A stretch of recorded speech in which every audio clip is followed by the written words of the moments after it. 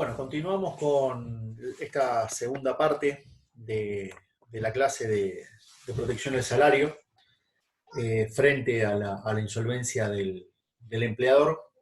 Y en este caso eh, vamos a ver, o vamos a continuar viendo lo que tiene que ver con los criterios para interpretar las normas, digamos, principales y principalmente laborales que regulan lo que tiene que ver con el procedimiento concursal específicamente. Y básicamente dentro de estos criterios podemos encontrar dos grandes criterios que tienen que ver de alguna forma con el vínculo laboral. Ya no solo con lo salarial, sino con el vínculo laboral. Por un lado, vemos que, y van a ir viendo, que la ley 18.387 persigue dos grandes intereses.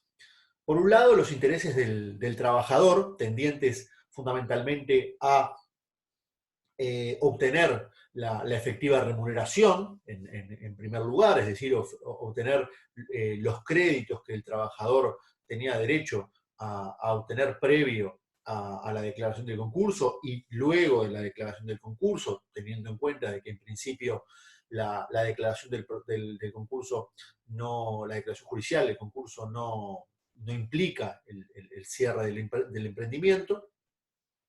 En segundo lugar, dentro de este interés del trabajador está obviamente la de conservar el empleo y la de continuar los contratos de trabajo, la continuidad del contrato de trabajo. De alguna forma, tal vez sin pensarse de esa manera, o tal vez pensándose de esa manera, en realidad no desconozco si se tuvo en cuenta o no el principio, teniendo de alguna forma en cuenta el principio de continuidad, porque justamente la declaración judicial del concurso no implica el, el fin de los contratos de trabajo. De hecho, no implica el fin o el cierre de la empresa, salvo naturalmente de que el juez disponga otra cosa por la situación en la que se encuentra la empresa. Eso naturalmente se analizará y se verá en cada caso.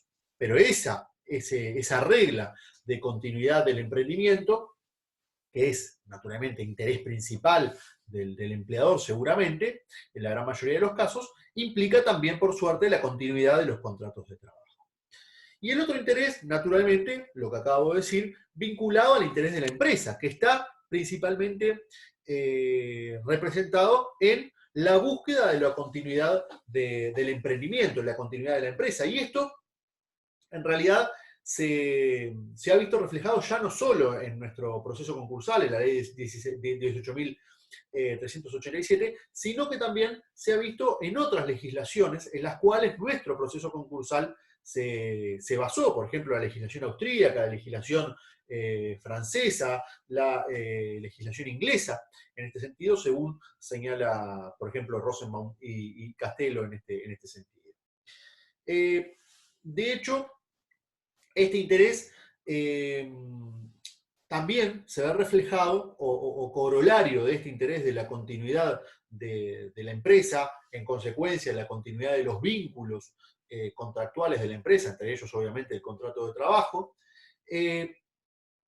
también tiene como corolario este interés básicamente algunas reglas que preferiría el mantener la ley 18.387, que es, por ejemplo, en el caso de que deba darse la venta de la empresa, que la venta de la empresa se dé en masa y no por partes, porque se entiende que un emprendimiento en funcionamiento y un emprendimiento que de alguna forma se vende conjuntamente y ya con todo el know-how de alguna forma funcionando, es mucho más valioso que la venta de la empresa por partes. Eso es claramente la propia ley busca esa preferencia.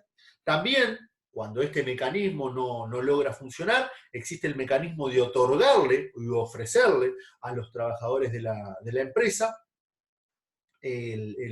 bueno, trabajar ya sea en forma definitiva o en forma precaria con la empresa, quedarse con la empresa de alguna forma.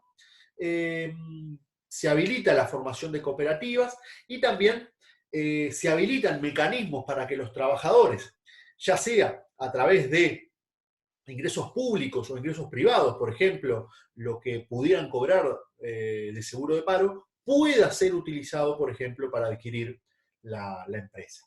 Esto es bastante importante y está bastante bueno de este procedimiento en cuanto a que, de alguna forma, demuestra, evidencia este procedimiento que busca, en la medida de lo posible, la continuidad de la actividad empresarial, ¿no? Y eso, naturalmente, conlleva, de alguna forma, la continuidad de los contratos de trabajo. Haciendo un breve repaso previo a entrar a los aspectos estrictamente laborales del procedimiento concursal en nuestro país, quiero hacer un breve repaso de la ley para encuadrarnos en la ley, meternos ya de lleno en la ley 18.387 y luego sí, ya también entrar de lleno a los aspectos laborales, que es realmente lo que nos interesa. En esta clase que, como decíamos, es de protección del salario, pero que justamente la normativa referente a la protección del salario frente a la insolvencia del empleador es más amplia y es más protectora que simplemente la mera protección del crédito laboral. Dentro de los aspectos generales de la ley, bueno, ya mencionando algunas reglas o principios rectores de esta ley, el principio es el principio de continuidad de la empresa o el principio también denominado de conservación de la empresa o del emprendimiento. De hecho, en la exposición de motivos de la propia ley, el legislador señalaba o hablaba de dotar a las empresas en dificultades financieras de un instrumento que permita la sobrevivencia o supervivencia de las unidades productivas económicamente viables, así como la eficiente y equitativa liquidación de las unidades que no lo sean, protegiendo de esta forma la inversión, el empleo y las relaciones comerciales. Esto es claramente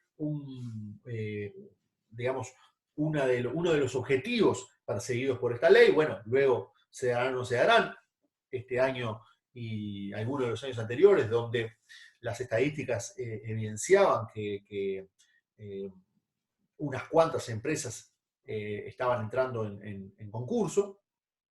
Se podría hacer un estudio interesante en ese sentido para ver cómo se ha utilizado o cómo se ha manifestado este principio, si efectivamente se efectivizó o no. ¿Cuáles son las proyecciones principales de este principio de continuidad de la empresa o de continuidad del emprendimiento?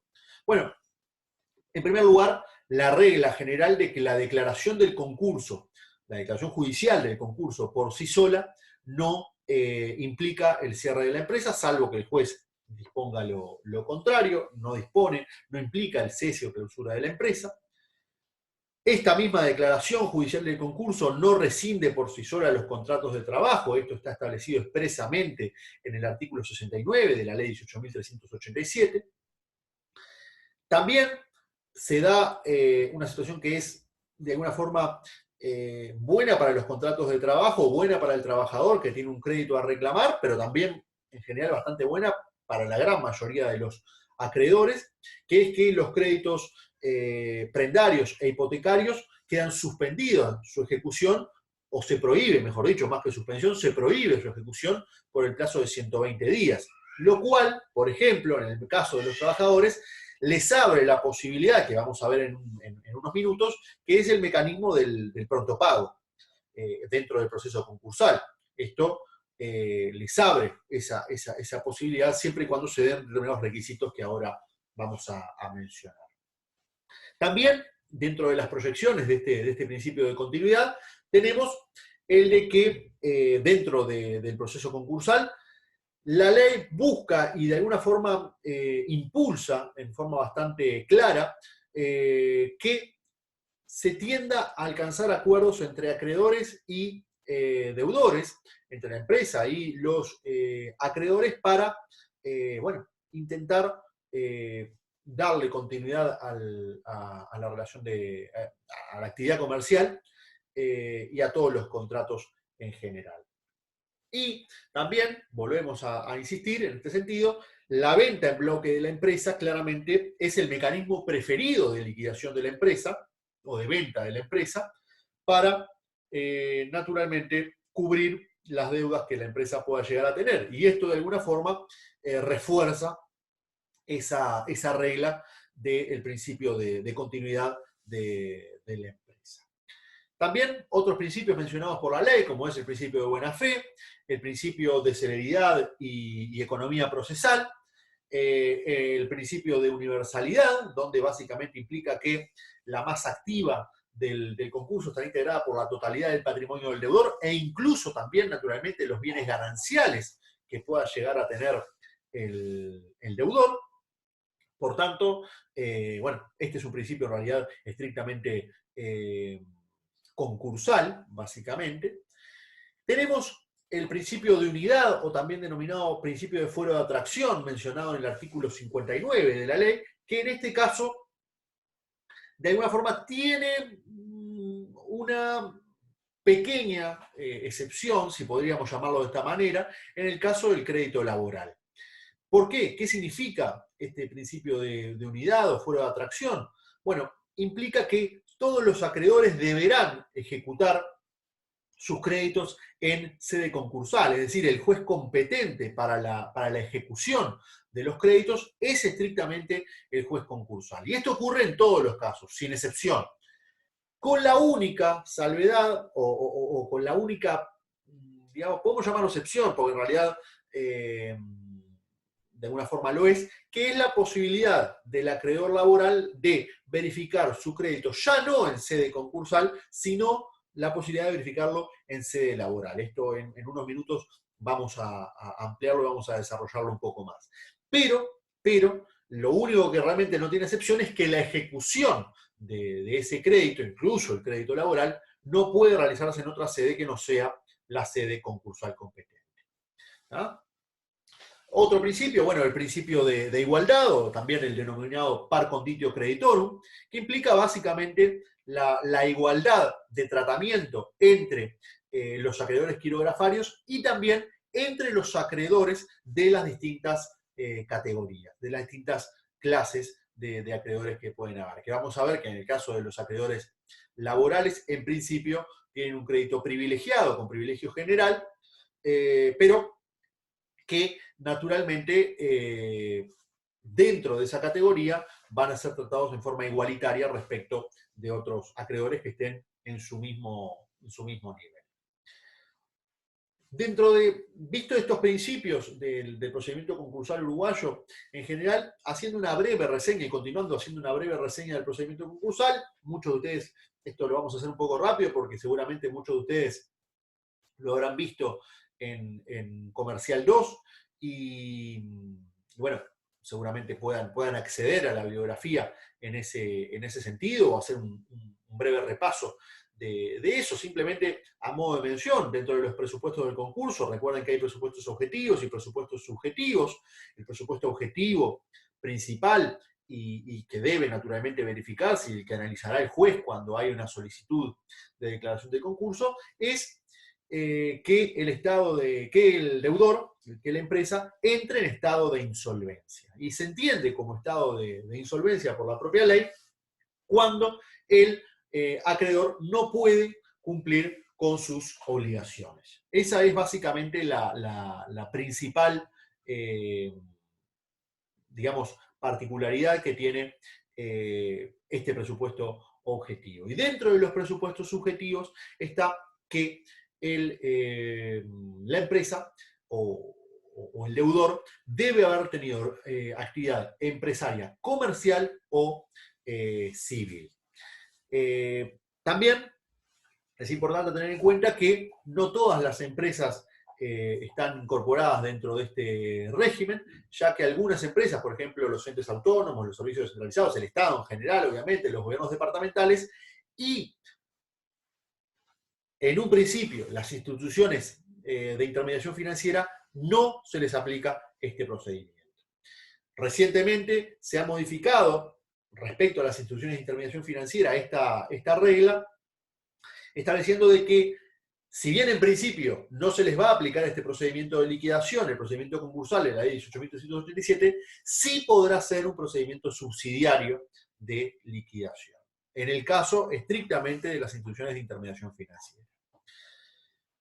Dentro de los presupuestos de insolvencia, como bien establece la ley, tenemos presupuestos relativos, o presunciones, mejor dicho, relativas y presunciones absolutas. Dentro de las presunciones relativas es donde seguramente podrían llegar a entrar en, por ejemplo, si ustedes ven, van al artículo 4 de la ley, y específicamente a los numerales 2 y 3 de ese artículo 4 de la ley, es donde entrarían principalmente las presunciones relativas, y específicamente las presunciones relativas laborales. Viendo la ley, el numeral segundo del artículo 4 habla de cuando existan 2 o más embargos por demandas ejecutivas o por ejecuciones contra el deudor por un monto superior a la mitad del valor de sus activos susceptible de ejecución.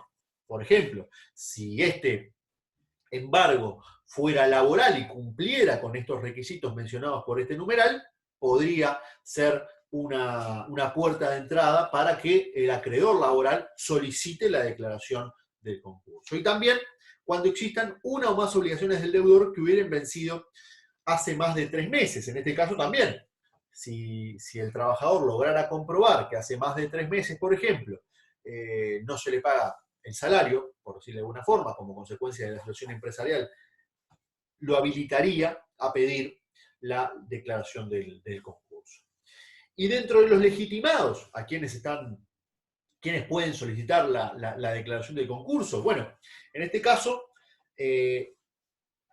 puede pedir la declaración de concurso del propio deudor, en lo que se llama el concurso voluntario, pero también puede, dice la ley, cualquier acreedor solicitar, cumpliendo los requisitos o los presupuestos relativos o absolutos, cualquier acreedor puede solicitar la declaración del concurso, y dentro de ese cualquier acreedor, naturalmente, van a poder entrar, en principio, 2 grandes figuras laborales, que son, por un lado, naturalmente, el trabajador, pero también, ¿por qué no?, podría entrar el sindicato, porque el sindicato, como ustedes recordarán, es acreedor ¿de qué?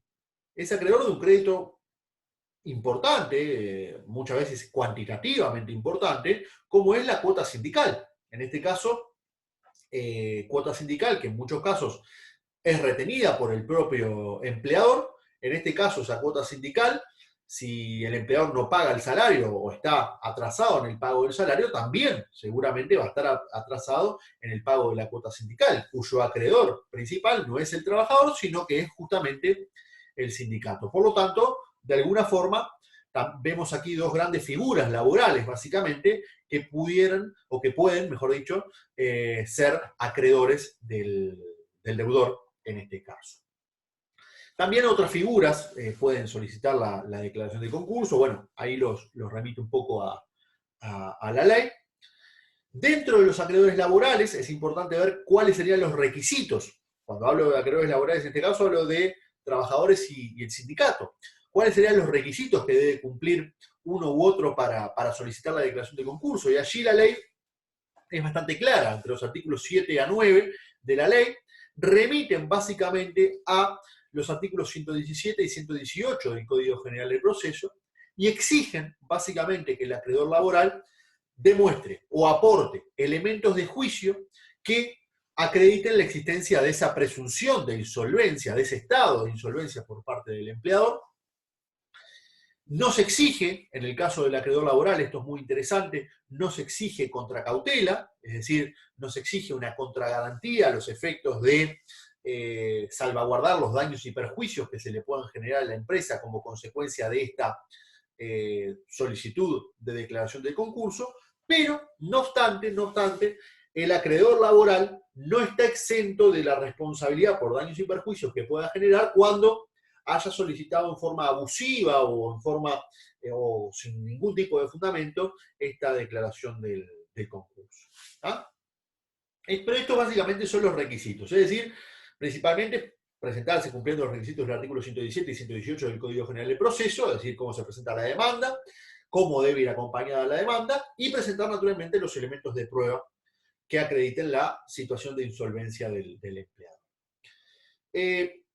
Bueno, como ustedes ya saben, ya de alguna forma lo acabamos de mencionar, los concursos o la solicitud de concurso puede ser voluntario o necesario, el tipo de concurso puede ser voluntario o necesario, dependiendo si lo solicitó el deudor o si fue solicitado por los demás acreedores en virtud de las presunciones absolutas o relativas de insolvencia que pueden llegar a haber. Y comenzamos a ver, ahora sí, cuáles serían las consecuencias laborales de la declaración del concurso. Es decir, nos paramos ante el supuesto de una solicitud de concurso, de declaración de concurso, el juez hace lugar a esa declaración de concurso. Bueno, ¿cuáles son las consecuencias de esa declaración? ¿Cuáles son los efectos de esa declaración en el fuero laboral? O, básicamente, más que en el fuero laboral, en el contrato de trabajo, para decirlo más claramente. Como ya dijimos, como regla general, artículo 44, se da la continuidad de los contratos de trabajo y la continuidad del emprendimiento empresarial, salvo que el juez disponga otra cosa. Y el artículo 69 todavía reafirma mucho más esto al establecer de que el contrato de trabajo no se extingue por la mera declaración del concurso. Con respecto a los rubros y los demás ingresos que se vayan generando a partir de la declaración del concurso, vemos que van a ser créditos de la masa, es decir, con la declaración del concurso, a los pocos días después, se va a ir formando la masa activa y la masa pasiva del concurso. Vamos a tener créditos de la masa y créditos en la masa. ¿tá? Los créditos en la masa son aquellos créditos anteriores a la declaración del concurso, dentro de los cuales obviamente podemos llegar a tener créditos laborales, y los créditos de la masa, es decir, los créditos de la masa concursal, son los créditos que se dan con posterior o que nacen, cuya exigibilidad nace con posterioridad a la declaración del concurso. ¿tá? Estos créditos, la regla general, los créditos de la masa, es decir, aquellos que nacen con posterioridad, la regla general es que se vayan cancelando con los ingresos que va teniendo también la masa activa del concurso, es decir, los ingresos que se dan con posterioridad a la declaración del concurso. Es decir, deberían, como regla general, si la empresa sigue en funcionamiento, deberían irse cancelando normalmente. El tema principalmente se da, y ahora lo vamos a ver en un rato, el tema principalmente se da con aquellos créditos anteriores a la declaración de concurso, es decir, los créditos en la masa. Los créditos en la masa. Con respecto a las retenciones, como todos sabemos y ya hemos visto justamente en la clase anterior con Camila, el trabajador puede estar sujeto a ciertas retenciones, por ejemplo, retenciones judiciales. También, en este caso, bueno, primero con respecto a las retenciones judiciales, aclarar, respecto a las retenciones judiciales, las mismas deben seguirse haciendo. Por ejemplo, una pensión alimenticia, el empleador deberá seguir realizando la retención al trabajador y debe seguir virtiendo ese dinero al beneficiario o administrador de esa pensión. Respecto de otras retenciones, por ejemplo, en principio, los terceros no pueden invocar el derecho de retenciones, en este caso, contra los créditos del trabajador o contra los créditos de la empresa. Vemos que, por ejemplo, las retenciones establecidas en el artículo 5 de la ley 18.251, es decir, la posibilidad de que la empresa principal retenga a la subcontratista, por ejemplo, determinados créditos porque ésta no está cumpliendo con las normas laborales que establece esa misma ley a favor de los trabajadores, ya lo vamos a ver con más claridad cuando veamos tercerizaciones. En este caso, esa retención no está habilitada a que pueda hacerse por parte de la empresa principal, es decir, la ley de concurso de alguna forma no, una vez que está declarado el concurso, no permitiría este tipo de retenciones. Las únicas retenciones que permitiría que el empleador siga realizando, en este caso frente o respecto del salario del trabajador, son las retenciones judiciales. También con la declaración de concurso, como todos sabemos, se da la afectación, de alguna forma, de las facultades del propio empleador, de la empresa en este caso. Y en este caso, esta afectación puede ser más grave o menos grave.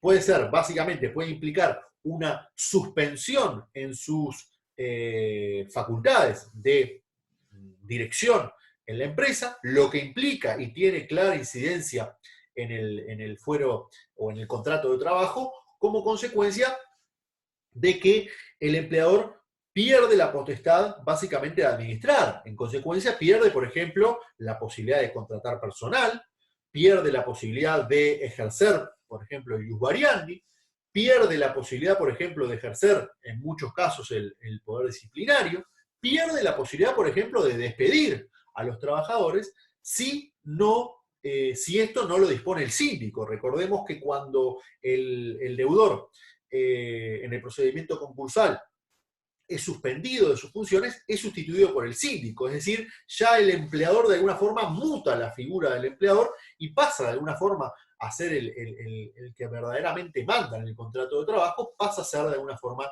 el síndico. Por otro lado, tenemos una forma de afectación menos grave, que en principio se daría cuando la empresa, si bien entra en concurso, tendría un activo que permitiría cubrir el pasivo denunciado. En este caso, la figura del empleador, la figura del empresario, es actúa conjuntamente con el interventor. En este caso, las decisiones empresariales ya no van a ser tomadas solamente por el empleador, o por el empresario, sino que básicamente va a hacerlo conjuntamente con el interventor. Pero ya no se le suspenden esas posibilidades de ejercicio de derecho, por ejemplo, del poder de dirección, sino que básicamente actúa en forma mancomunada con el interventor, ¿no?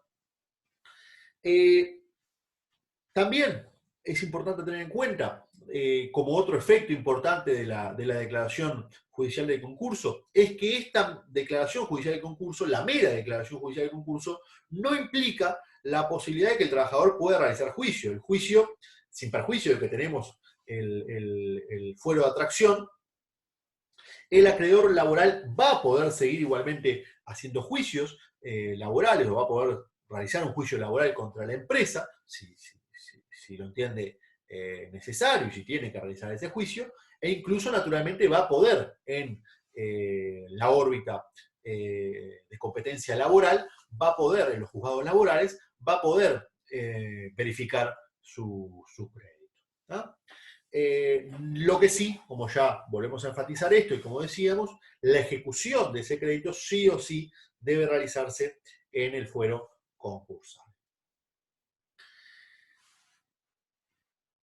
Siguiendo con estos aspectos laborales del régimen concursal, y ahora sí entrando específicamente en los aspectos que tienen que ver con el crédito, ¿cuál es la naturaleza del crédito laboral dentro del procedimiento concursal? Bueno, como sabemos, básicamente aquí la OIT a través del Convenio Internacional de Trabajo número 98 y a través también de distintos dictámenes de la Comisión de Expertos de la OIT, ha establecido de alguna forma ciertos lineamientos a cuáles son las características mínimas que debería tener el crédito laboral en una situación de concurso empresarial. En este caso, la Comisión de Expertos, en aplicación de convenios y recomendaciones de la OIT, consensuó en que los créditos laborales naturalmente merecen una protección especial dentro del procedimiento concursal, ya que naturalmente el incumplimiento o la insolvencia, en este caso, del empleador, constituye una clara amenaza a los medios de subsistencia del trabajador y de su familia. Pero también señalan que amerita y merece ese trato preferencial el crédito laboral como método más utilizado, que ahora vamos a ver cómo se refleja en nuestro país, por el hecho de que el trabajador por lo general no se beneficia de la mejor situación económica en que pueda estar la empresa, por lo tanto tampoco debería perjudicarse en gran medida cuando la empresa entró en una crisis. Ese básicamente es el fundamento principal por el cual, o uno de los fundamentos principales por el cual esta comisión de expertos de la OIT justifica de alguna forma que las legislaciones deben prever que el crédito laboral tenga cierto trato preferencial. Y también hay, naturalmente, y esto establecido por la doctrina en general, concepciones humanistas, concepciones sociales, concepciones jurídicas y concepciones éticas que justifican ese trato preferencial para el crédito laboral. Dentro del concepto, dentro de estas concepciones humanitarias, bueno, naturalmente de que el crédito laboral tiene por lo general naturaleza alimentaria. Dentro de las concepciones sociales, por ejemplo, Amaury Mascaro Nascimento en Brasil señalaba que no hay trabajadores sin empresas, no hay empresas sin trabajadores y no hay trabajadores sin salario para mantener sus vidas. Por tanto, naturalmente, con esto, este autor brasileño, naturalmente lo que nos lleva a pensar es que claramente existe un fundamento social muy fuerte para garantizar el cobro de los créditos laborales al trabajador. Existe un fundamento jurídico que es naturalmente un principio que ya hemos visto en Laboral 1, como es el principio de ajenidad o ajeneidad, como se dice en España, de los riesgos. Naturalmente esto es muy importante y que naturalmente no tendría por qué no aplicarse al procedimiento concursal, al menos en nuestro país. Y existe también un fundamento ético, que es que básicamente el trabajador de alguna forma fue o es o intenta ser un colaborador fundamental de la empresa para el crecimiento económico de la empresa. Por tanto, esto lo diferencia en muchos casos a otros acreedores que en realidad no han tenido tanta vinculación al crecimiento económico de la empresa, por lo menos cuando la empresa florece y cuando la empresa funciona bien. Por lo tanto, no debería haberse perjudicado y por el contrario, debería haberse beneficiado en algún sentido respecto de los demás acreedores en el procedimiento de liquidación de la empresa, en el procedimiento concursal. ¿Cómo es el tratamiento del crédito? ¿Cómo se da ese tratamiento del crédito concursal dentro específicamente del crédito laboral dentro del procedimiento concursal? Bueno, como sabemos, básicamente las preferencias en el procedimiento de los acreedores en el procedimiento concursal pueden ser la preferencia, en este caso es el género, y el privilegio es la especie. Vamos a ver de que hay distintos tipos de privilegios, dentro de los cuales el crédito laboral tiene un privilegio bastante interesante.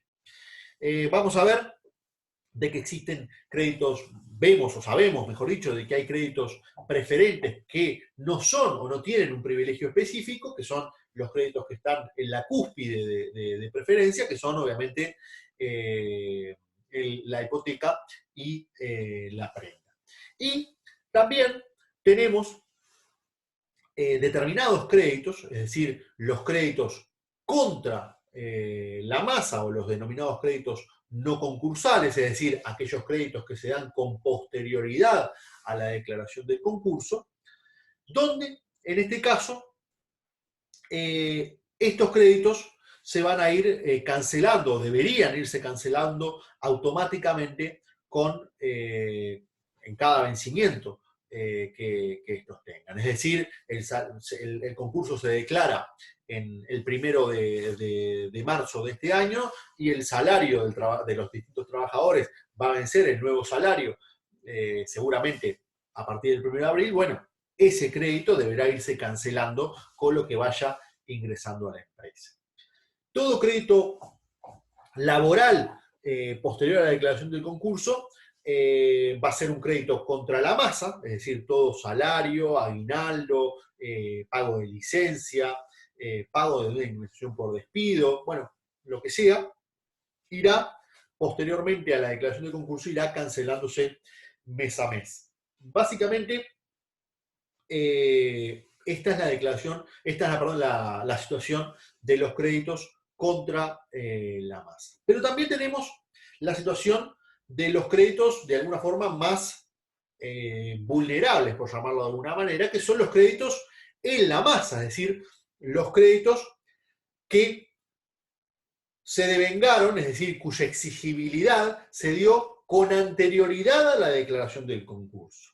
Estos créditos van a ser los denominados créditos en la masa, es decir, los créditos que van a formar parte de la masa pasiva del concurso, ya que son créditos cuyo vencimiento se dio con anterioridad a la declaración del concurso. Y en este caso, los créditos laborales básicamente pueden ser de tres grandes tipos, como todos los créditos, o como la gran mayoría de los créditos, pero los créditos laborales pueden cubrir la gama de cualquiera de esta clase de créditos. Pueden ser créditos privilegiados, pueden ser créditos quirografarios o comunes, también denominados, o pueden ser créditos subordinados, porque vamos a ver de que hay determinadas figuras o determinados trabajadores de la empresa que por sus funciones o sus responsabilidades dentro de la empresa, si bien tienen un crédito laboral, es un crédito laboral que la propia ley lo excluye del privilegio que le otorga a otros créditos laborales. Ahora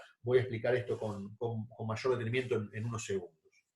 La importancia de esta distinción, obviamente, entre créditos privilegiados, quirografarios y subordinados, naturalmente está fundamentalmente en el orden de prioridad y en las posibilidades de cobro que van a tener esos acreedores, en este caso el acreedor laboral. Por ejemplo, también determina la situación de cómo el trabajador debe actuar dentro del procedimiento concursal. Por ejemplo, el trabajador que tenga un crédito privilegiado y que no tenga un crédito quirografario, no va a tener la necesidad y no debería votar, por ejemplo, en la Junta de Acreedores, ya que si llegara a votar o a participar de la Junta de Acreedores, la naturaleza de su crédito privilegiado pasa a ser quirografario, y esto es muy grave. Naturalmente, puede darse igualmente la situación de que un trabajador tenga, además de un crédito privilegiado, un crédito quirografario, y por ese crédito quirografario, obviamente que sí va a poder votar en la Junta de Acreedores del concurso. ¿Cuándo puede darse esta situación? Puede darse, por ejemplo, cuando el trabajador tenga un crédito laboral superior a 260.000 unidades indexadas. ¿Por qué? Porque el crédito privilegiado, el crédito laboral privilegiado, no puede ser superior a 260.000 unidades indexadas a la fecha de declaración del concurso. Si excede eso, por la parte que lo excede, va a ser un crédito, esa parte, va a ser un crédito quirografario. Entonces allí sí, por esa parte de crédito, el trabajador va a poder votar en la Junta de Acreedores. De modo que, como regla general, de alguna forma, y así establecida en el artículo 110 de la ley, del proceso concursal, el crédito laboral va a ser un crédito que tiene categoría de privilegio general, ubicándose dentro del primer orden o dentro del primer escalón de este grupo de privilegio, estando, por ejemplo, por encima de otros acreedores de la misma clase, tales como los créditos que tengan los organismos nacionales y municipales por tributos nacionales o departamentales, que tenga, por ejemplo, el Banco de Previsión Social por créditos relativos a aportes patronales, en este caso, y también teniendo un orden de privilegio mayor a el 50% de los créditos quirografarios de aquellos acreedores quirografarios que promovieron la declaración del concurso, que como ustedes sabrán, los acreedores quirografarios que promovieron la declaración del concurso, el 50% de sus créditos pasan a ser privilegiados. Pero aún el crédito laboral está por encima, apenas por encima, pero está por encima, en fin, de estos créditos privilegiados. Ahora bien, ¿cuáles son los requisitos para que el crédito laboral tenga y cuente o goce de este privilegio general? Bueno, en primer lugar, debe naturalmente el trabajador demostrar de que ese crédito privilegiado se generó en una relación de dependencia o subordinación. Naturalmente, ese crédito laboral debe ser un crédito laboral. En segundo lugar, debe haberse devengado antes de la declaración del concurso. Es decir, ese crédito laboral debe haber vencido antes de que se declare el concurso. Es decir, ese crédito debe ser un crédito en la masa y no contra la masa. ¿Tá? Si es un crédito que se devengó o se devengaría con posterioridad a la declaración del concurso, naturalmente va a ser un crédito contra la masa, no va a ser un crédito en la masa y no gozaría de este privilegio. ¿Qué tipo de crédito laboral? Bueno, la ley de concurso en este sentido ha sido muy benévola, por suerte, para el crédito laboral, porque entiende como crédito laboral un crédito laboral de cualquier naturaleza, no solamente el crédito salarial, no solamente aquel que tenga naturaleza salarial o alimentaria. Cualquier crédito laboral entraría o podría entrar dentro de este privilegio general. Por ejemplo, naturalmente los salarios, naturalmente los jornales, pero también entraría el aguinaldo, la licencia, el salario vacacional, la indemnización por despido que le pueda corresponder al trabajador o las indemnizaciones por despido especiales establecidas por la ley. También, respecto a ese crédito, es importante tener en cuenta la antigüedad del crédito. Para que ese crédito tenga el carácter de privilegio general, el crédito laboral, no debe tener una antigüedad mayor a 2 años para atrás desde la declaración del concurso.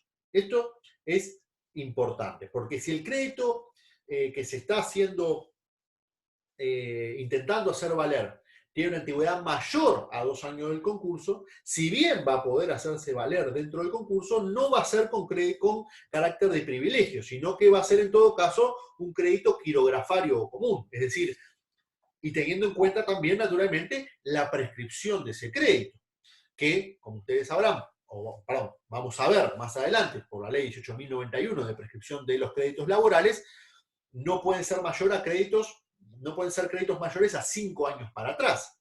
Por tanto, puede darse una situación de que el trabajador tenga créditos con respecto a la empresa mayor a 2 años, entre 2 a 5 años, y esos créditos van a ser quirografarios. Los créditos desde la declaración del concurso 2 años para atrás, en principio van a ser privilegiados. ¿Ah? También es importante tener en cuenta que estos créditos, para ser privilegiados, no deben haberse satisfecho mediante el mecanismo del pronto pago. Esto es algo que vamos a ver, el mecanismo del pronto pago, los dos mecanismos de pronto pago, que están establecidos en el artículo 62 de la ley, que en unos minutos los vamos a mencionar. También este crédito no debe superar el monto de 260.000 unidades indexadas. Aquella parte, ya lo acabamos de decir, que supere las 260.000 unidades indexadas, pasa a ser un crédito quirografario, ¿tá? Pero las 260.000 unidades indexadas, cumpliendo con los requisitos de tiempo y de verificación correspondientes, van a ser créditos privilegiados, ¿tá?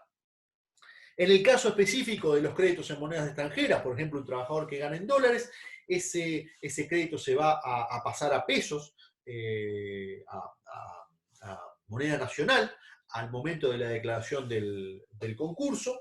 Quedan excluidos también en este caso, dentro de este privilegio, los créditos de los directores, administradores, síndicos y liquidadores.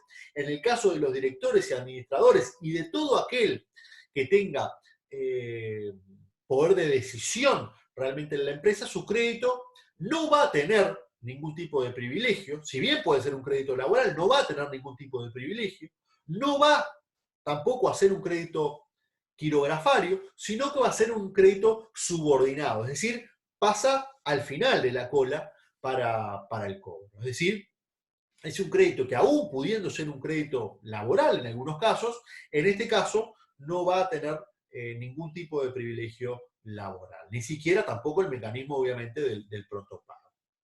En este caso, también debemos mencionar respecto de este crédito de que hay créditos, como ya sabemos y ya hemos mencionado, créditos que tienen mayor privilegio o preferencia, mejor dicho en este caso, que el crédito laboral, que son básicamente la prenda o la hipoteca. La prenda hipoteca y la hipoteca van a tener mayor preferencia que el crédito laboral, lo cual suscitó en algunos casos críticas de la doctrina nacional. Por ejemplo, Héctor Babase mencionó básicamente que esta regla establecida en la ley 18.387 de alguna forma sería inconstitucional, ya que iría en contra de los preceptos del artículo 53 y del artículo 54 de la Constitución, que básicamente lo que intentan garantizar es que el trabajo tenga un tratamiento especial y una protección especial de la ley. Y que en este caso, según entiende el autor, esa protección especial no se habría dado. Desconozco, creo que no las hay.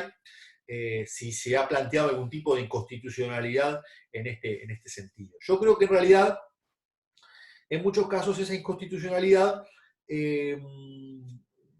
podría no llegar a, si se planteara, podría no llegar a buen puerto, en el sentido de que la propia ley, específicamente del crédito laboral, y que el crédito laboral privilegiado, con las características que tenga las características que acabamos de mencionar, puede ser de alguna forma puede ser cumplido o puede ser efectivizado en el concurso mediante el mecanismo del pronto pago. Mecanismo del pronto pago que puede ser en muchos casos previo, por ejemplo, a las ejecuciones prendales hipotecarias. Por lo tanto, si bien en el orden de prioridad de cobro el crédito laboral puede estar debajo de la prenda de la hipoteca, hay mecanismos de cobro dentro del procedimiento concursal que pueden ser anteriores incluso a la ejecución de las prendas o hipotecas. Por lo tanto, el crédito laboral en algún sentido tiene no tiene mayor preferencia, pero tiene de alguna forma un mecanismo prioritario de cobro que no en todos los casos se da, pero que si se da puede ser más beneficioso que la prenda o la hipoteca. Es importante tener en cuenta también la verificación del crédito laboral.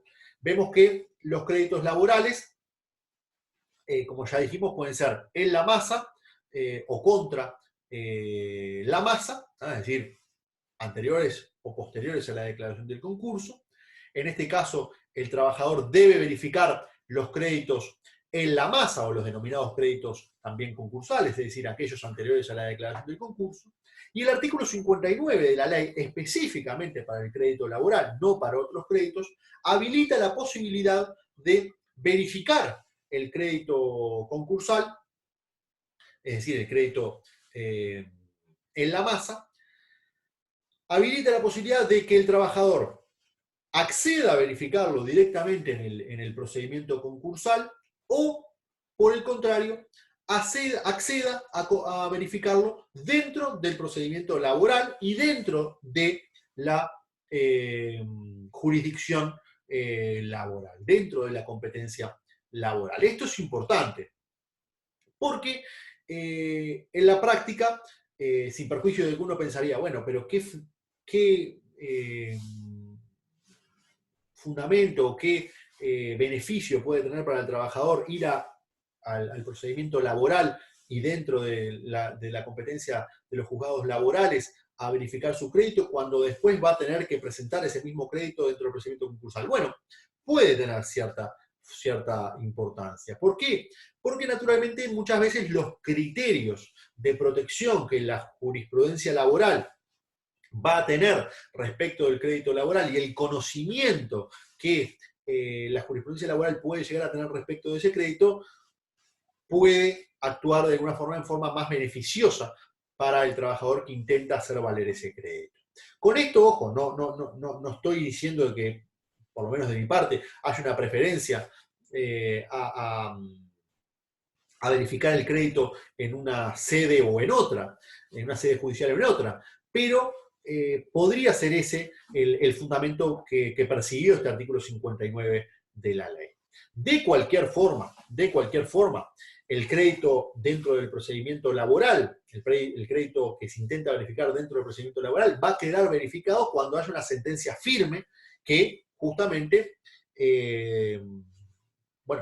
declara la existencia de esa deuda, de ese crédito laboral a favor del trabajador. Y el trabajador lo que va a tener que hacer allí es presentarse en el juzgado concursal y demostrar la existencia de ese crédito, el cual ya debe entenderse y darse por parte del síndico o del interventor, debe darse por verificado. Y naturalmente también el juez concursal deberá dar por verificado ese crédito que viene verificado ya desde el fuero laboral. Y la posibilidad también existe, naturalmente, como cualquier acreedor, de verificar el crédito laboral en sede concursal, intentando demostrar, obviamente, la existencia de ese crédito y, bueno, naturalmente, el devengamiento de ese crédito previo a la declaración del concurso.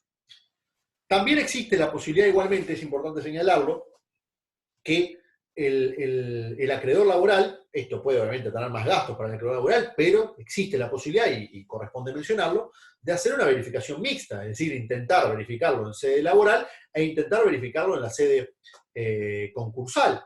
Y bueno, a los efectos de que se dé la verificación lo más rápida posible y que el primero que verifique el crédito, ya habilita al trabajador a quedarse tranquilo de que ese crédito va a estar verificado y va a tener cierto grado de privilegio en la mayoría de los casos. Esta es una posibilidad y que habitualmente se utiliza. Como decíamos también, ahora vamos a ver en unos minutos lo que tiene que ver con el mecanismo del pronto pago. El mecanismo del pronto pago es un mecanismo creado por la propia ley del procedimiento concursal, en el artículo 62 de la ley, pero que también es utilizado o ha sido utilizado ya en la legislación comparada, ha sido utilizado en otros países, y es un mecanismo de pago específicamente para el crédito laboral que habilita al pago acelerado de ciertos créditos laborales que apuntan a efectivizar, obviamente, el cobro de ese crédito, y siendo un mecanismo que en principio puede llegar a ser, si se utiliza, ser más beneficioso para los trabajadores. Básicamente el artículo 62 y en realidad a través también de las modificaciones que posteriormente la ley 18.593 estableció, ese artículo 62, básicamente este artículo 62 habilita dos grandes mecanismos de pronto pago. Uno, el pronto pago que se solicite y que pueda darse en vigencia y dentro del procedimiento concursal, es decir, una vez que se haya ya declarado el concurso, cumpliendo con ciertos requisitos que ahora vamos a ver.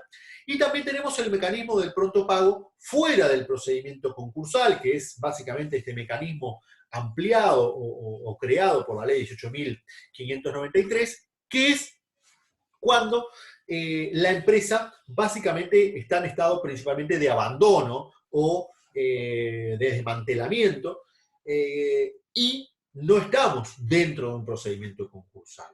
O estamos dentro de un procedimiento concursal, pero la empresa está en estado de abandono o desmantelamiento. Básicamente, ese mecanismo de pronto pago admite estas dos posibilidades. El mecanismo más común, y en efecto el primero que se previó en nuestro país, fue el pronto pago dentro del procedimiento concursal, cuyos requisitos básicamente son que se solicite el desarrollo de este mecanismo al juez del concurso, en primer lugar al síndico, al interventor, y que el juez del concurso obviamente lo acepte, que el crédito que se busque garantizar y efectivizar mediante este mecanismo del pronto pago naturalmente sea un crédito de naturaleza laboral. Deben ser créditos exigibles y no prescriptos. Obviamente los créditos prescriptos el síndico o el interventor los va a tirar para afuera, por llamarlo de alguna manera. No se requiere la verificación previa de estos créditos, sin perjuicio de que obviamente el trabajador va a tener que demostrar la existencia de estos créditos. Un requisito fundamental es que deben existir recursos líquidos o fácilmente liquidables o fácilmente realizables en la empresa para que el síndico o el interventor habilite este mecanismo del pronto pago. De no existir este tipo de créditos, obviamente no va a poder habilitar el mecanismo del pronto pago. Por ejemplo, ¿cuáles pueden ser créditos líquidos exigibles fácilmente liquidables? Bueno, básicamente que haya dinero en una caja chica o que haya dinero en una cuenta bancaria que habilite rápidamente al síndico a tomar ese dinero y pagar los créditos laborales mediante este mecanismo.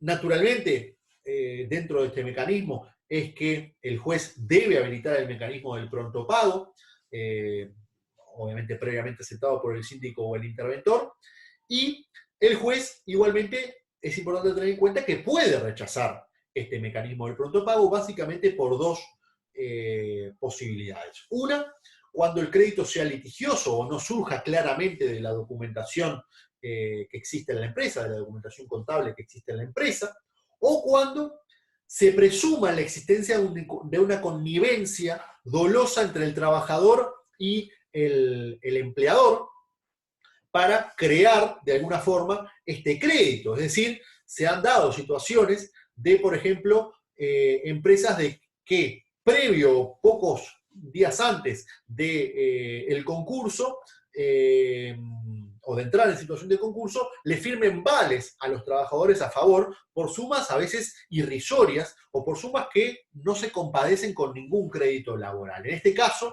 naturalmente, que ese crédito habilita a que el juez no utilice este mecanismo del pronto pago y puede llevar naturalmente a consecuencias penales muy graves, tanto para el trabajador como para la empresa y el empleador. Vemos que también este mecanismo del pronto pago puede ser rechazado por el juez cuando naturalmente, y esta es la forma más común de rechazo del mecanismo del pronto pago por parte de los jueces, es cuando no haya bienes en la masa activa que permitan cubrir este pronto pago, cuando no haya bienes fácilmente liquidables o cuando utilizar el mecanismo del pronto pago pueda llegar a inviabilizar la continuidad de la empresa, que es de alguna forma el fin último, el fin principal a seguir. También, obviamente, para utilizarse el mecanismo del pronto pago, de alguna forma como corolario de lo que acabamos de decir, es fundamental de que haya recursos en la masa activa que permitan utilizar este mecanismo. Y por otro lado tenemos el mecanismo también del artículo 62, en virtud de la modificación que hizo la ley 18.593 de septiembre de 2009, que es básicamente el mecanismo del pronto pago fuera del procedimiento concursal. En realidad, este mecanismo puede darse dentro del procedimiento concursal, pero que básicamente se previó, y principalmente se previó para ser utilizado antes del procedimiento concursal. En este caso, este mecanismo básicamente requiere la situación de cierre, abandono, desmantelamiento o clausura de la empresa o de la administración de la empresa. ¿tá? Esto puede darse dentro del procedimiento concursal, por eso decíamos de que puede darse dentro del procedimiento concursal, pero también y en general se da aún sin haber un procedimiento concursal. En la empresa, es decir, la empresa llega a esta situación y nadie solicitó el concurso de la empresa. El trabajador puede presentarse en el fuero concursal y solicitar este mecanismo. Pero, naturalmente, debe comprobar determinadas cosas. Debe comprobar la inviabilidad del procedimiento, la inviabilidad del emprendimiento empresarial. Debe demostrar que los trabajadores manifiestan utilizar y quieren utilizar este mecanismo del procedimiento. Deben manifestar los trabajadores que no quieren utilizar el mecanismo del uso precario de los bienes de la empresa para continuar con la actividad empresarial. Los créditos deben haber sido reconocidos por sentencia firme en la justicia competente. Si esto no ocurre, estos créditos deben ser verificados de alguna forma dentro de la órbita concursal. Comprende créditos laborales de cualquier naturaleza y se pueden ejecutar a los efectos de efectivizar estos créditos dentro de este mecanismo del pronto pago especial, cualquier tipo de crédito que no esté garantizado con prenda o hipoteca, porque la prenda o hipoteca naturalmente sigue teniendo prioridad en este sentido. Vemos que en el caso de que este mecanismo del pronto pago o los créditos que se quieren hacer valer dentro de este mecanismo del pronto pago, la masa activa que haya para pagar estos créditos no alcance para pagar los mismos, se va a pagar a prorrata de los créditos que se han intentado hacer valer. Así lo establece el principio de prorrateo del artículo 183 de la ley. Ahora hacemos un pequeño corte y ya vamos al tercer video en unos minutos. Muchas gracias.